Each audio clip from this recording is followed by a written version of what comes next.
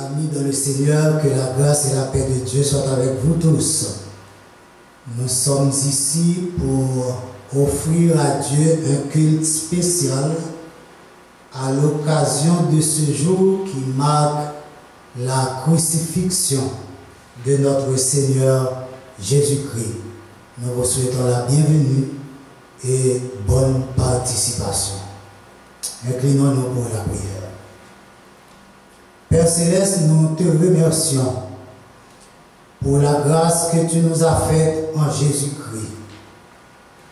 Quand nous étions perdus loin de toi, tu as envoyé ton Fils Jésus, descendu si bas, il nous a ramassés. Et pour faire de nous ce que nous sommes aujourd'hui, il a donné sa vie. Nous te remercions, Seigneur.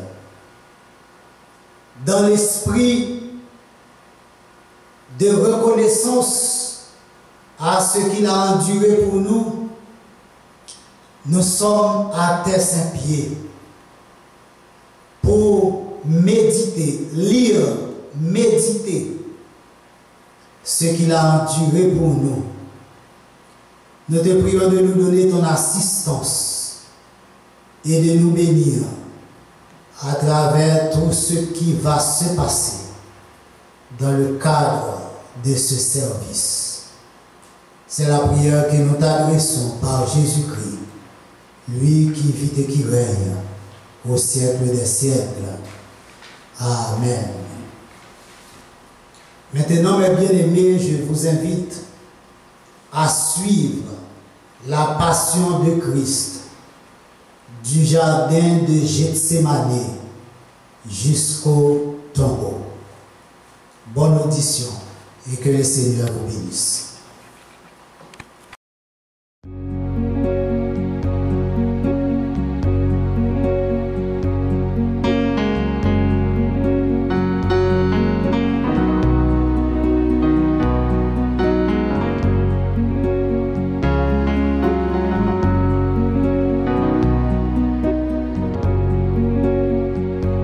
J'ai suivi Jésus dans la plaine lorsqu'il guérissait tous les maux,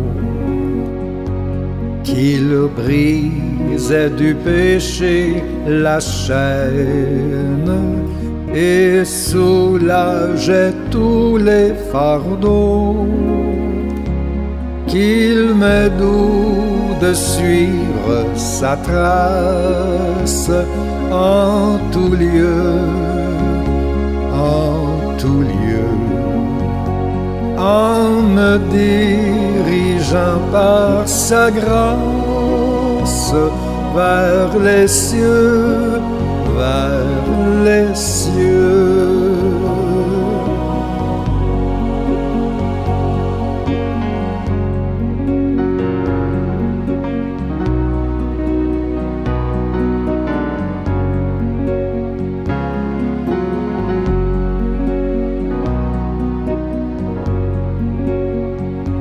Je l'ai suivi sur la colline quand soudain il fut transformé et j'entendis la voix divine: c'est ici mon Fils bien-aimé,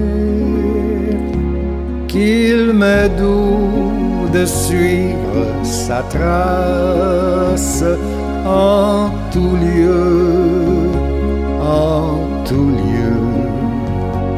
en me dirigeant par sa grâce vers les cieux, vers les cieux.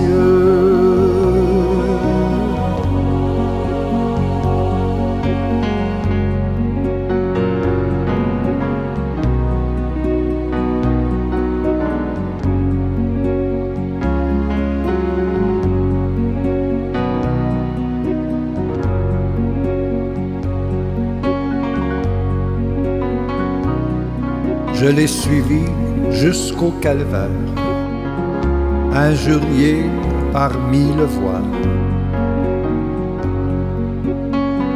Il s'avançait vers l'adversaire,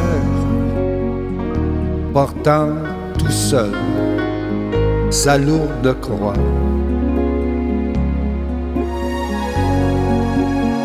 Qu'il m'est doux de suivre sa trace, en tout lieu, en tout lieu, en me dirigeant par sa grâce vers les cieux, vers les cieux.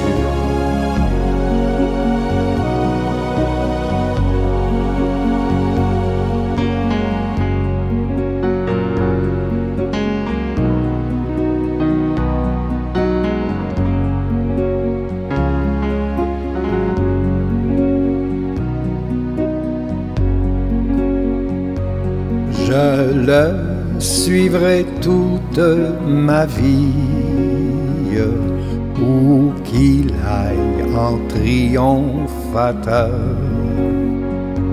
jusqu'à la céleste patrie, où tout est paix, gloire et splendeur. Qu'il m'est doux de suivre sa trace en tout lieu, en tout lieu, en me dirigeant par sa grâce vers les cieux, vers les cieux, en me dirigeant par sa grâce vers les cieux, vers les cieux.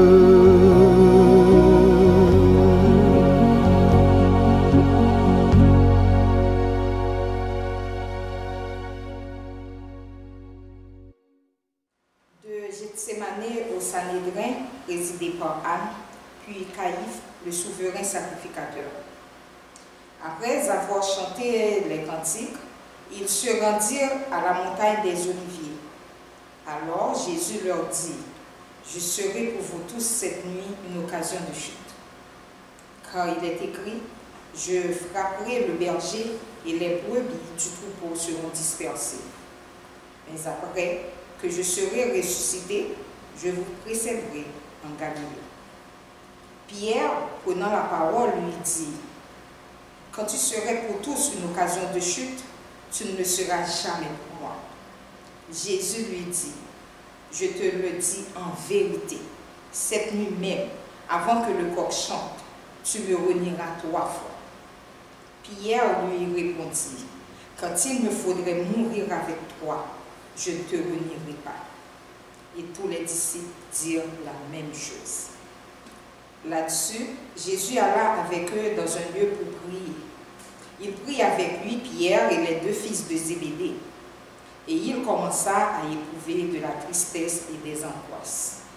Il leur dit, « Mon âme est triste jusqu'à la mort.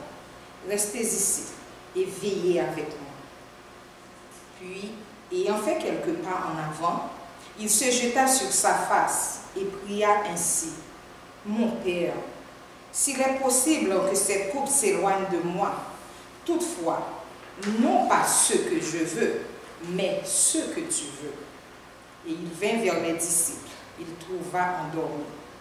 Et il dit à Pierre, « Vous n'avez donc pas pu veiller 1 heure avec moi? Veillez et priez, afin que vous ne tombiez pas dans la tentation. L'esprit est bien disposé, mais la chair est faible. » Il s'éloigna une seconde fois et pria ainsi, « Mon Père, s'il n'est pas possible que cette coupe s'éloigne sans que je la boive, que ta volonté soit faite. » Il revint et les trouva encore endormis, car leurs yeux étaient appesantis. Il les quitta. Et s'éloigna. Il pria pour la 3e fois, répétant les mêmes paroles. Puis il alla vers ses disciples et leur dit, « Vous dormez maintenant et vous vous reposez. Voici, l'heure est proche, et le Fils de l'homme est livré aux mains des pécheurs. Levez-vous, Allons, voici ce qui me livre s'approche. La cohorte, le tribun et les huissiers des Juifs se saisirent alors de Jésus et le lièrent. Ils l'emmenèrent d'abord chez Anne, car il était le beau-père de Caïphe, qui était souverain sacrificateur cette année-là. Et Caïphe était celui qui avait donné ce conseil aux Juifs. Il est avantageux qu'un seul homme meure pour le peuple. Ceux qui avaient saisi Jésus l'emmenèrent chez le souverain sacrificateur Caïphe, où les scribes et les anciens étaient assemblés. Pierre le suivit de loin jusqu'à la cour du souverain sacrificateur. L'apôtre Jean était connu du souverain sacrificateur et il entra avec Jésus dans la cour du souverain sacrificateur. Mais Pierre resta dehors près de la porte. Ce disciple qui était connu du souverain sacrificateur sortit, parla à la portière et il entra à Pierre. Les principaux sacrificateurs et tout le Sanhédrin cherchaient quelques faux témoignages contre Jésus, suffisants pour le faire mourir. Mais ils n'en trouvèrent point, quoique plusieurs faux témoins se fussent présentés. Enfin, en vint deux qui dirent, celui-ci a dit, je puis dépouiller le temple de Dieu et le rebâtir en 3 jours. Le souverain sacrificateur se leva et lui dit, ne réponds-tu rien? Qu'est-ce que ces hommes déposent contre toi? Jésus garda le silence. Et le souverain sacrificateur, prenant la parole, lui dit, je t'adjure par le Dieu vivant de nous dire si tu es le Christ, le Fils de Dieu. Jésus lui répondit, tu l'as dit. De plus, je vous le déclare, vous verrez désormais le Fils de l'homme assis à la droite de la puissance de Dieu et venant sur les nuées du ciel. Alors le souverain sacrificateur déchira ses vêtements, disant, il a blasphémé, qu'avons-nous encore besoin de témoins? Voici, vous venez d'entendre son blasphème, que vous ensemble. Ils répondirent, il mérite la mort. Là-dessus, ils lui crachèrent au visage et lui donnèrent des coups de poing et des soufflets en disant, Christ, prophétise, dis-nous qui t'a frappé. Ils allumèrent du feu au milieu de la cour et ils s'assirent. Pierre s'assit parmi eux. Une servante qui le vit assis devant le feu fixa sur lui les regards et dit, cet homme était aussi avec lui. Mais il le nia disant, femme, je ne le connais pas. Peu après, un autre l'ayant vu dit, tu es aussi de ces gens-là. Et Pierre dit, oh, je n'en suis pas. Environ 1 heure plus tard, un autre insistait, disant, certainement cet homme était aussi avec lui, car il est galiléen. Pierre répondit, oh, je ne sais ce que tu dis. Au même instant, comme il parlait encore, le coq chanta. Le Seigneur s'étant retourné, regarda Pierre, et Pierre se souvint de la parole que le Seigneur lui avait dite. Avant que le coq chante aujourd'hui, tu me renieras 3 fois. Et étant sorti, il pleura amèrement.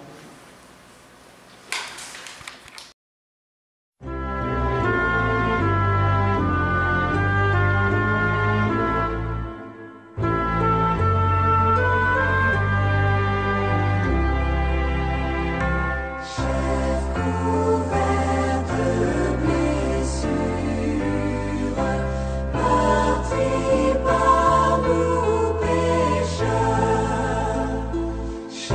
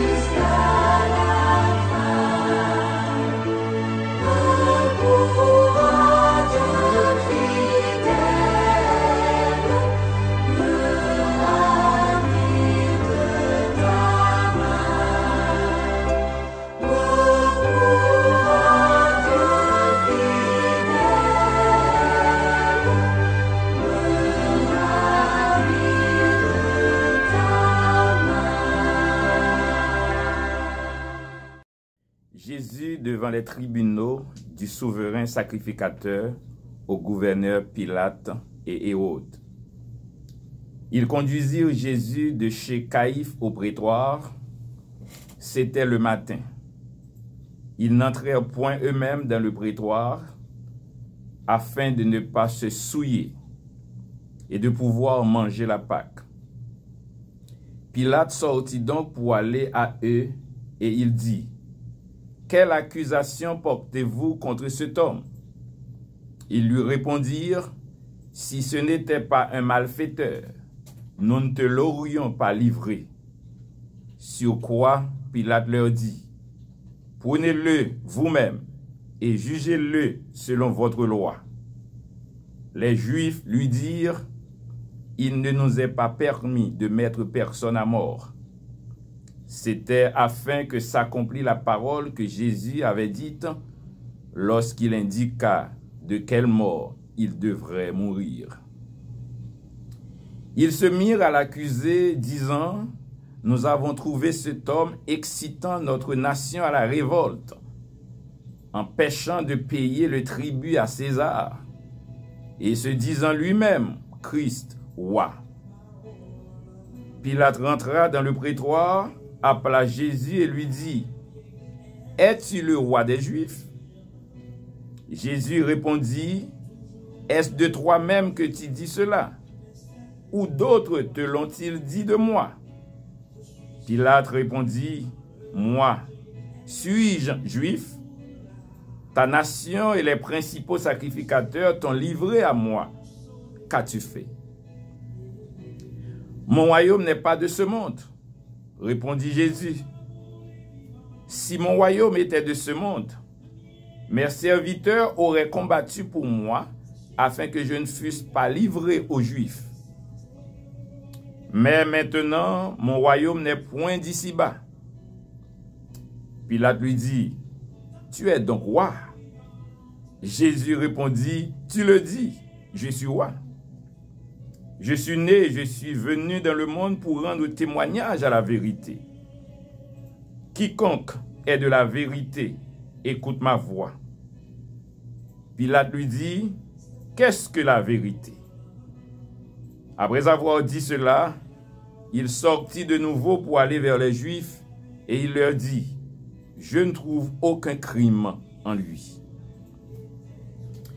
Il dit aux principaux sacrificateurs et à la foule, « Je ne trouve rien de coupable en cet homme. » Mais ils insistèrent et dirent, « Il soulève le peuple en enseignant par toute la Judée, depuis la Galilée où il a commencé jusqu'ici. » Quand Pilate entendit parler de la Galilée, il demanda si cet homme était galiléen.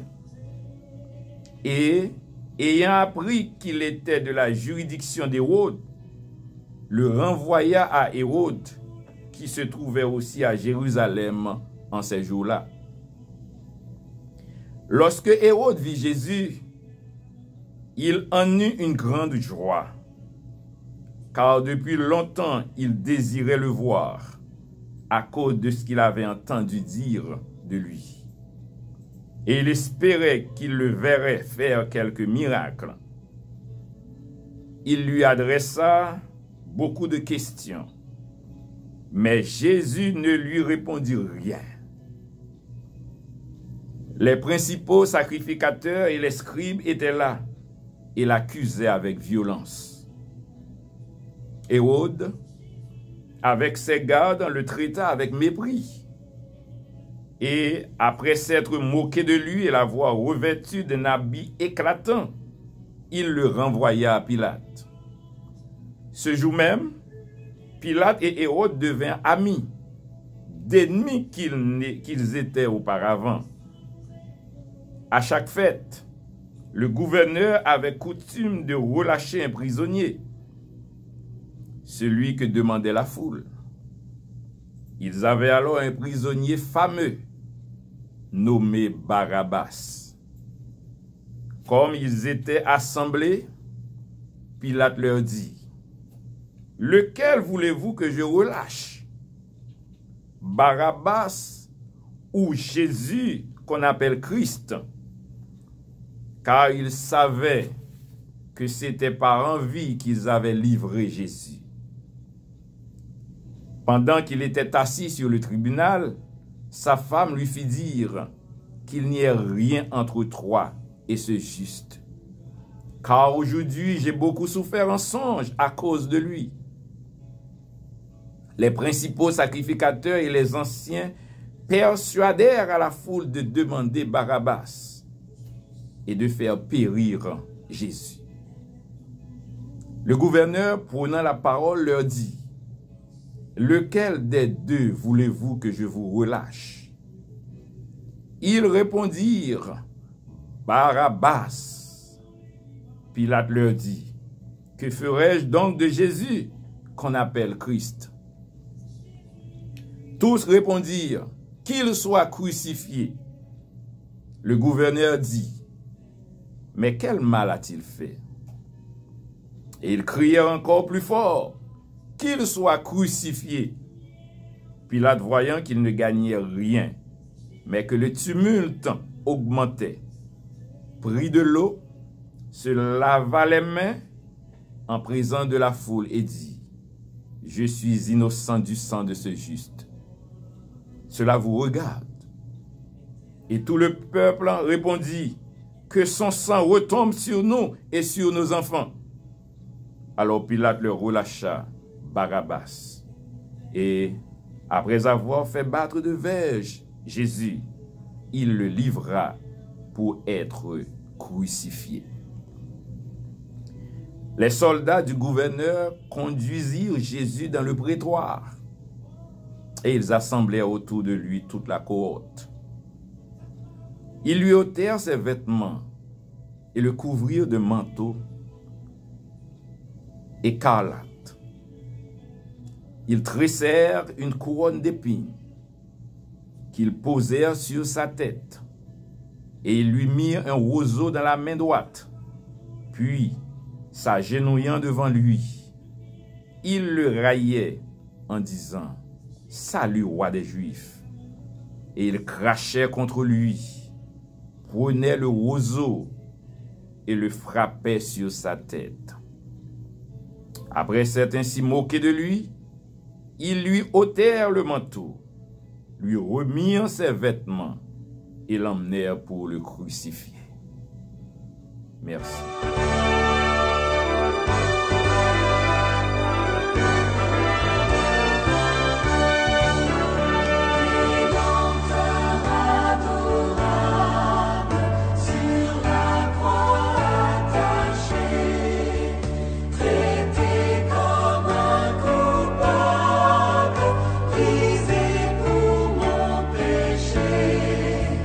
Ton nom roi suprême.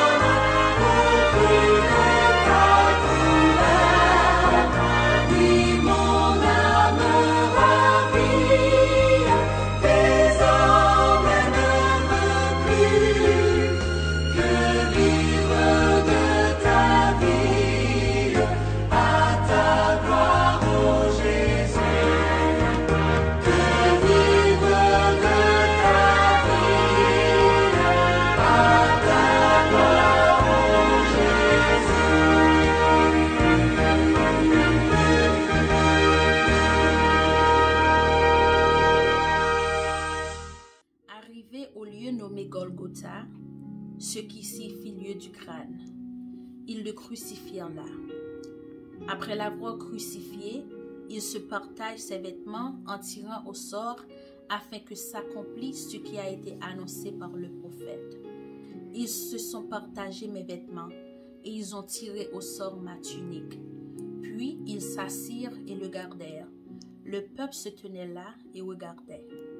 Les magistrats se moquaient de Jésus, disant « Il a sauvé les autres, qu'il se sauve lui-même, s'il est le Christ, l'élu de Dieu. » Les soldats aussi se moquaient de lui.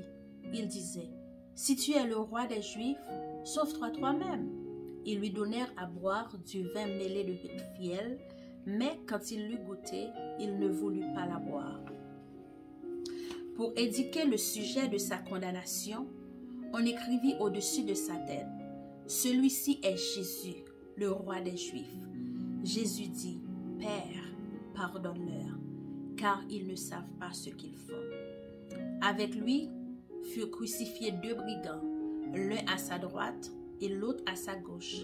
L'un des malfaiteurs crucifiés les jurait, disant « N'est-ce pas le Christ? Sauve-toi toi-même et sauve-nous. » Mais l'autre le reprenait et disait « Ne crains-tu pas Dieu, toi qui subis la même condamnation? Pour nous, c'est justice, car nous recevons ce qu'ont mérité nos crimes, mais celui-ci n'a rien fait de mal. » Et il dit à Jésus « Souviens-toi de moi quand tu viendras dans ton règne. » Jésus lui répondit « Je te le dis en vérité, aujourd'hui, tu seras avec moi dans le paradis. » Il était déjà environ la 6e heure, et il eut des ténèbres sur toute la terre, jusqu'à la 9e heure. Les passants l'injuriaient et secouraient la tête en disant « Toi qui détruis le temple et qui le rebâtis en 3 jours, sauve-toi toi-même. Tu es le Fils de Dieu, descends de la croix. » Les principaux sacrificateurs avec les scribes et les anciens se moquaient aussi de lui et disaient « Il a sauvé les autres, il ne peut se sauver lui-même.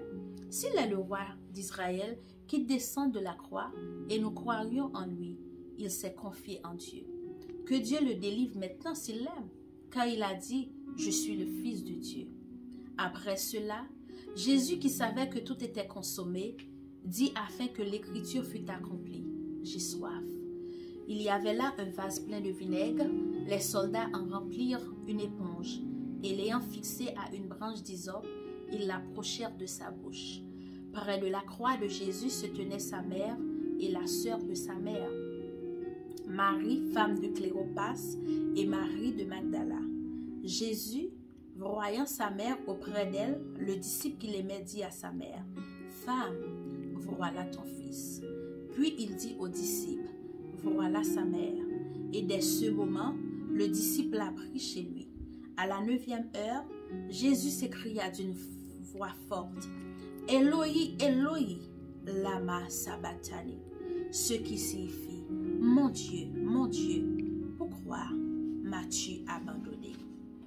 Quelques-uns de ceux qui étaient là et l'ayant entendu dire « Voici, il appelle Élie » mais les autres disaient « Laisse, voyons si Élie viendra le sauver. » Mais Jésus, baissant la tête, dit « Tout est accompli. » Ensuite, il s'écria d'une voix forte « Père, je remets mon esprit entre tes mains. » Et en disant ces paroles, il expira. Et voici, le voile du temple se déchira en deux, depuis le haut jusqu'en bas. La terre trembla, les rochers se fondirent, les sépulcres s'ouvrirent, et plusieurs corps de ceux qui étaient morts ressuscitèrent. Étant sortis des sépulcres après la résurrection de Jésus, ils entrèrent dans la ville sainte et apparurent à un grand nombre de personnes. Le centenier et ceux qui étaient avec lui pour garder Jésus, ayant vu le tremblement de terre et ceux qui venaient d'arriver, furent saisis d'une grande frayeur et disaient « Assurément, cet homme était Fils de Dieu. » Amen.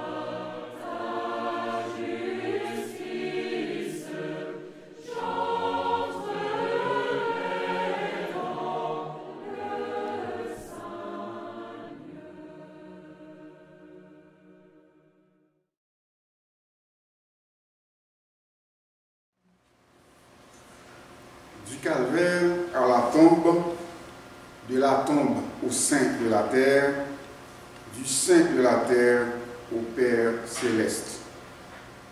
Le soir étant venu, arriva un homme riche d'Arimathée, nommé Joseph, lequel était aussi disciple de Jésus. Il se rendit vers Pilate et demanda le corps de Jésus. Et Pilate ordonna de le remettre. Joseph prit le corps, l'enveloppa d'un linceul blanc et le déposa dans un sépulcre neuf qu'il s'était fait tailler dans le roc. Puis il roula une grande pierre à l'entrée du sépulcre et il s'en alla. Marie de Magdala et l'autre Marie étaient là vis-à-vis du sépulcre.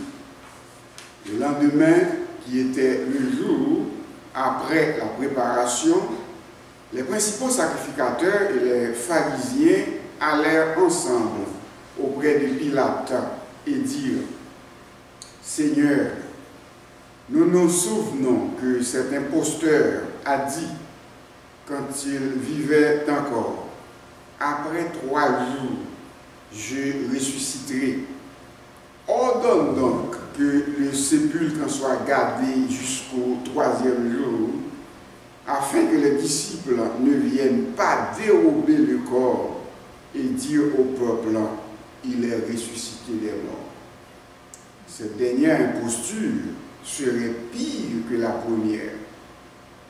Pilate leur dit: vous avez une garde, allez, gardez-le comme vous l'entendrez. Ils s'en allèrent et s'assurèrent du sépulcre au moyen de la garde, après avoir scellé la pierre. Jésus-Christ a souffert une fois pour les péchés, lui juste pour des injustes, afin de nous amener à Dieu, ayant été mis à mort quant à la chair, mais ayant été rendu vivant quant à l'esprit, dans lequel aussi il est allé prêcher aux esprits en prison, qui autrefois avaient été incrédules lorsque la patience de Dieu se prolongeait au jour de Noé, pendant la construction de l'arche, dans lequel un petit nombre de personnes, c'est-à-dire 8, furent sauvées à travers l'eau. Cette eau était une figure du baptême qui n'est pas la purification des souillures et du corps, mais l'engagement d'une bonne conscience envers Dieu et qui maintenant vous sauve aussi par la résurrection de Jésus-Christ. Les hommes rendront compte à celui qui est prêt à juger les vivants et les morts. Car l'évangile a été aussi annoncé aux morts, afin que, après avoir été jugés comme les hommes quant à la chair, ils vivent selon Dieu quant à l'esprit. Le premier jour de la semaine, Marie de Magdala se rendit au sépulcre dès le matin, comme il faisait encore obscur, et elle vit que la pierre était ôtée du sépulcre. Elle courut vers Simon-Pierre et vers l'autre disciple que Jésus aimait et leur dit: ils ont enlevé du sépulcre les Seigneurs et nous ne savons pas où ils l'ont mis. Pierre et l'autre disciple sortirent et allèrent au sépulcre. Ils couraient tous deux ensemble. Mais l'autre disciple courut plus vite que Pierre et arriva le premier au sépulcre.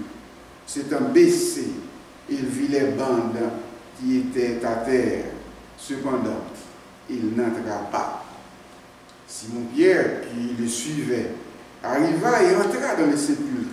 Il vit les bandes qui étaient à terre et le linge qu'on avait mis sur la tête de Jésus, non pas avec les bandes, mais plié dans un lieu à part. Alors l'autre disciple qui était arrivé le premier au sépulcre, entra aussi, et il vit, et il crut. Car il ne comprenait pas encore que selon l'Écriture, Jésus devait ressusciter des morts. Les disciples s'en retournèrent chez eux. Cependant, Marie se tenait dehors près du sépulcre et pleurait. Comme elle pleurait, elle se baissa pour regarder dans le sépulcre et elle vit deux anges vêtus de blanc, assis à la place où avait été couché le corps de Jésus, l'un à la tête, l'autre aux pieds. Ils lui dirent, « Femme, pourquoi pleures-tu » Il leur répondit, « Parce qu'ils ont enlevé mon Seigneur, et je ne sais pas où ils l'ont mis. » En disant cela, elle retourna et elle vit Jésus debout, mais elle ne savait pas que c'était Jésus. Jésus lui dit, « Femme, pourquoi pleures-tu? Qui cherches-tu » Elle, pensant que c'est le jardinier, lui dit, « Seigneur, si c'est toi qui l'as emporté, dis-moi où tu l'as mis et je le prendrai. » Jésus lui dit, « Marie. » Elle se retourna et lui dit en hébreu, « Rabouni », c'est-à-dire « maître ». Jésus lui dit, « Ne me touche pas, car je ne suis pas encore monté vers mon Père. Mais va trouver mes frères et dis-leur que je monte vers mon Père et votre Père, vers mon Dieu et votre Dieu. » Marie de Magdala alla annoncer aux disciples qu'elle avait vu le Seigneur et qu'il lui avait dit ces choses.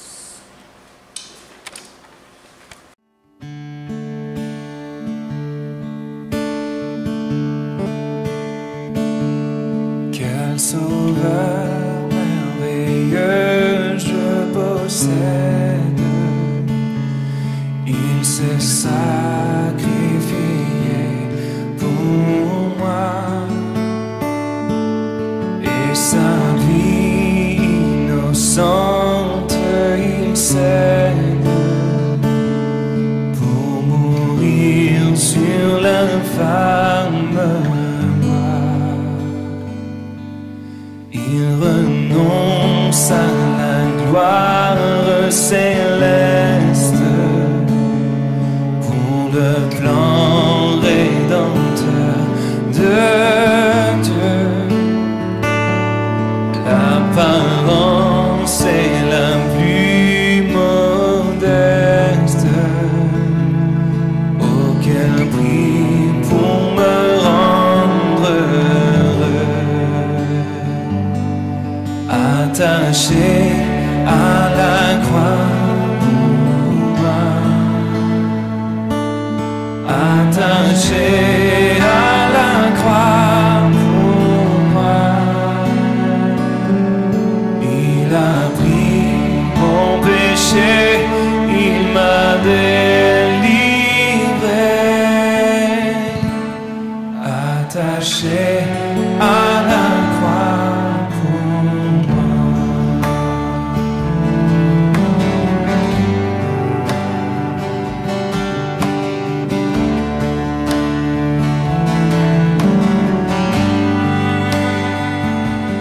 Maltraité, innocent pour ma vie, pour mes iniquités brisées, déchargé de mes maladies, il mourut pour guérir, sauver. Attaché à la croix pour moi, attaché à la croix pour moi. Il a pris mon péché, il m'a délivré, attaché à la croix pour moi.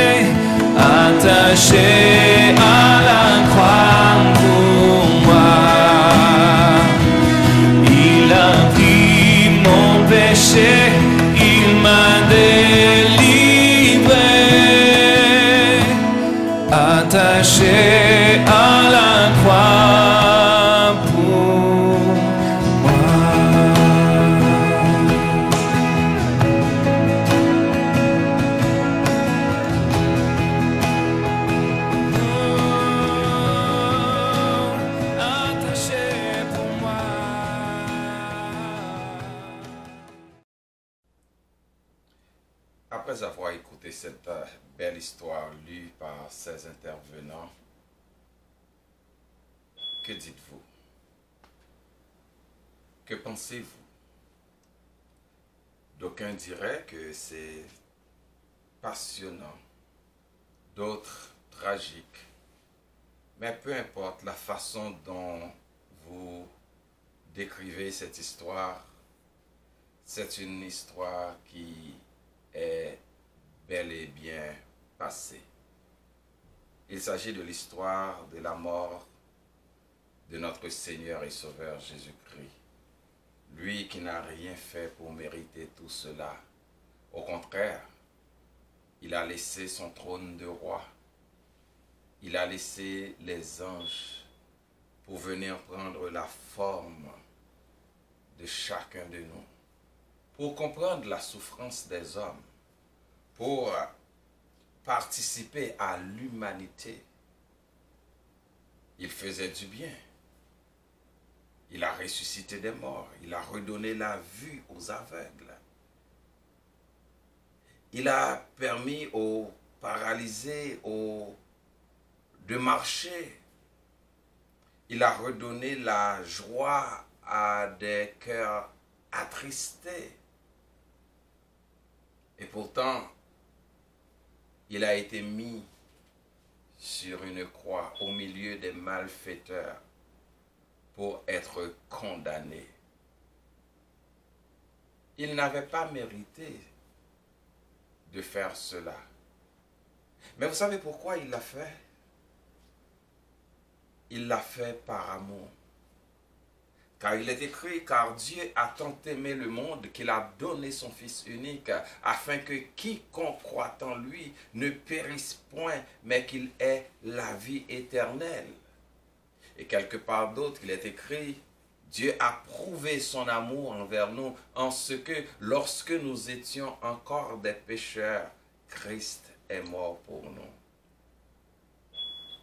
Et le prophète Ésaïe, lui, a décrit le sacrifice pour nous dire exactement pourquoi il l'a fait quand il écrit dans son livre d'Ésaïe, le chapitre 53, à partir du verset 4, il dit, pourtant, ce sont nos souffrances qu'il a portées, c'est de nos douleurs qu'il s'est chargé.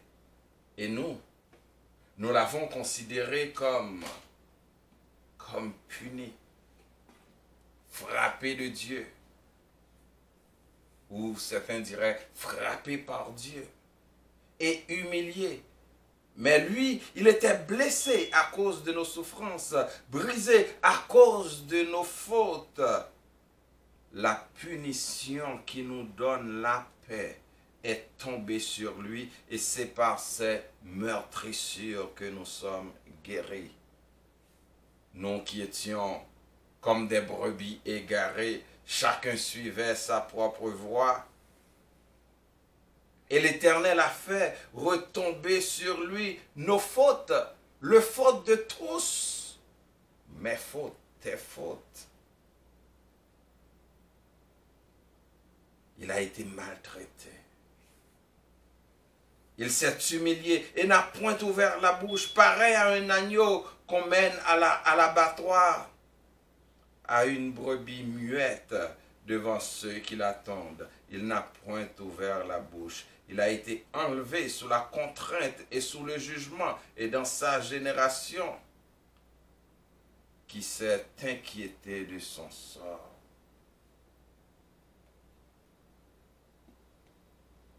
Voilà pourquoi il l'a fait. Quelle réponse donnez-vous à ce sacrifice? Quelle réponse donnez-vous à ce sacrifice après avoir entendu tout ce qu'il a enduré pour vous, pour moi, pour nous? Quelle réponse? Moi, j'ai déjà donné ma réponse. J'ai accepté Christ dans ma vie comme mon Seigneur et comme mon Sauveur.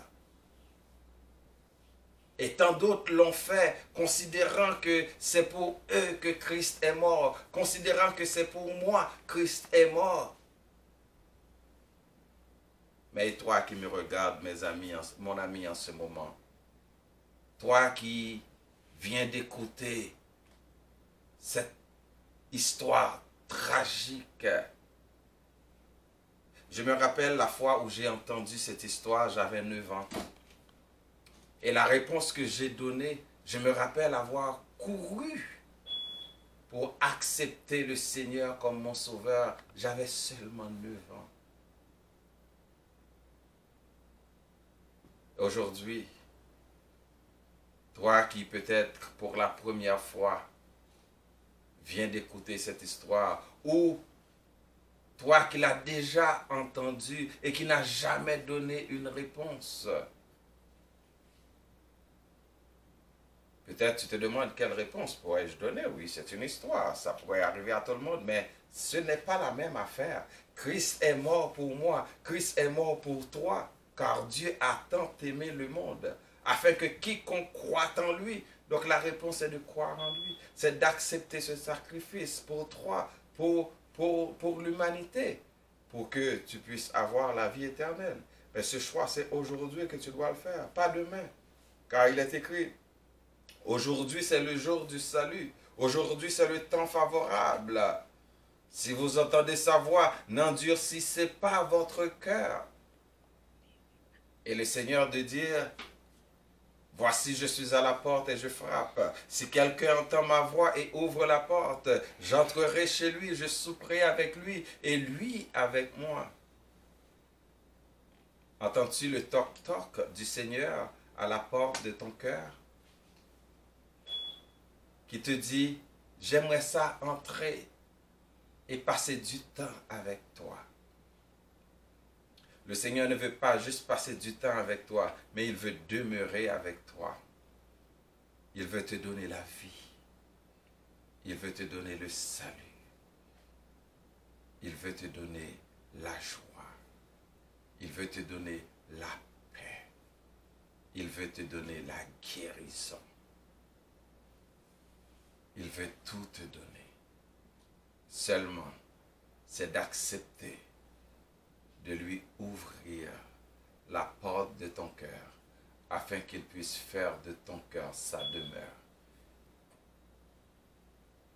Tout ce qu'il a consenti à la croix, c'était pour toi, mon frère, comme c'était pour moi.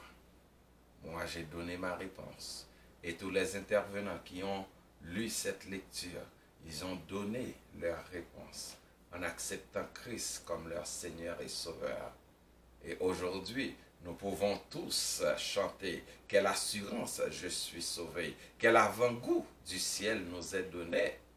Et toi, si tu meurs aujourd'hui, laissez-moi te poser cette question, mon frère. Laissez-moi te poser cette question, ma sœur. Où iras-tu passer ton éternité? Moi, je sais que je vais auprès du Seigneur, car il me fait la promesse qu'il revient me chercher. Mais et toi? Où tu vas passer ton éternité? Il y a 2 chemins.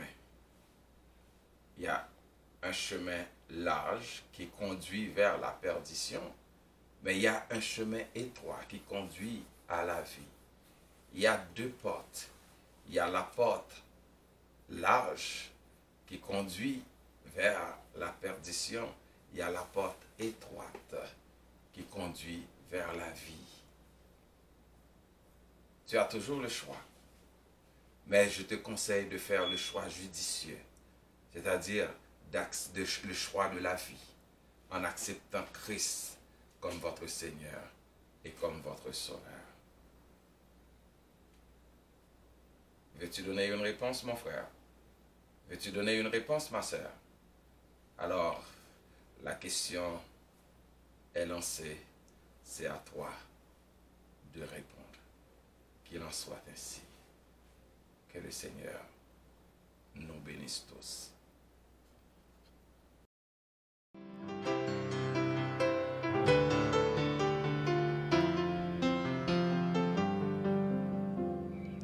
Potcavo a tombé, li pa ka kembe, force normal épuisé, li lagué. Vite à le garder, côté t'es couché, Roche la te roule, hôtelier. Pas chercher dans mi temps moyo, si la qui baille tombe ou à l'eau. Après 3 jours levés, c'est ça t'est expliqué. L'été dit tombe l'après campé. Jésus qui casse l'école dans moi.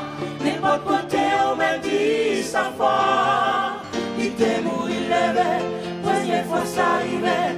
On en dit tout ça va le passer. Lycée petit bon Dieu. Lycée petit bon Dieu. Ça c'est cette vérité. Qui campait.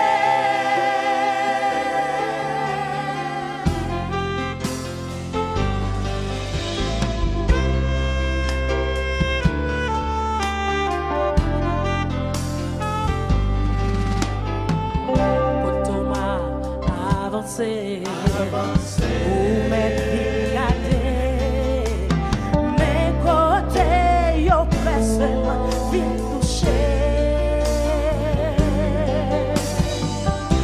Mais pour être ça entendez, on va regarder. Coudier à bras monter, joindre mon Dieu. Moi pas jamais quitter.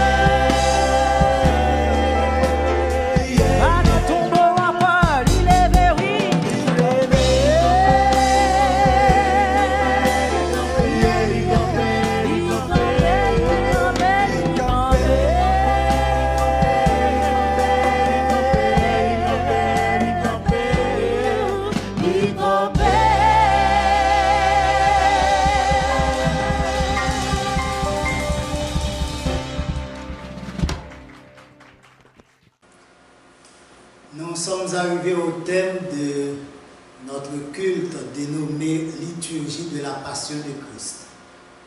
Nous voulons, avant de partir, remercier les participants.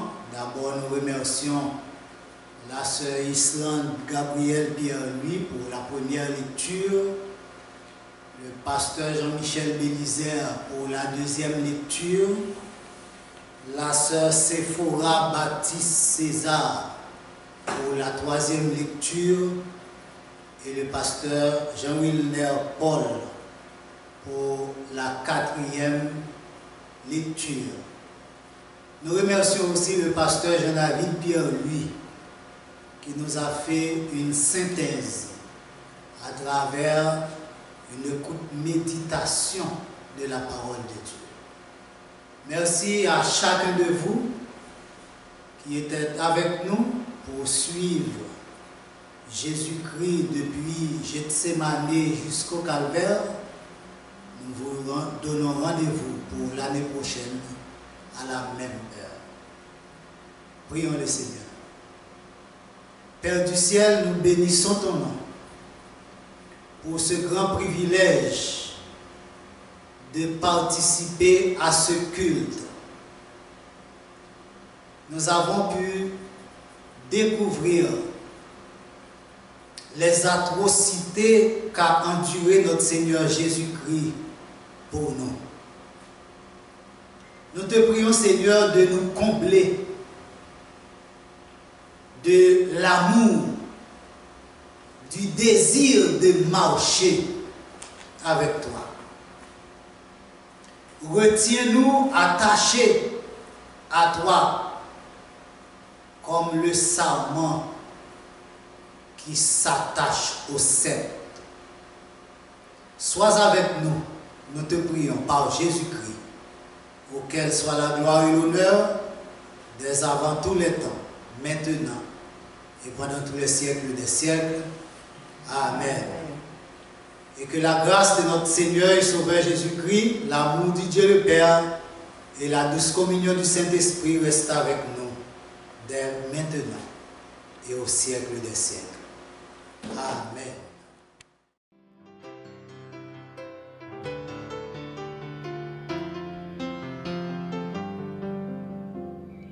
Potcavo a tombé, li pa ka kembe, force normal épuisé, li lagué. Pressé vite, al gade, côté te couché. Oh.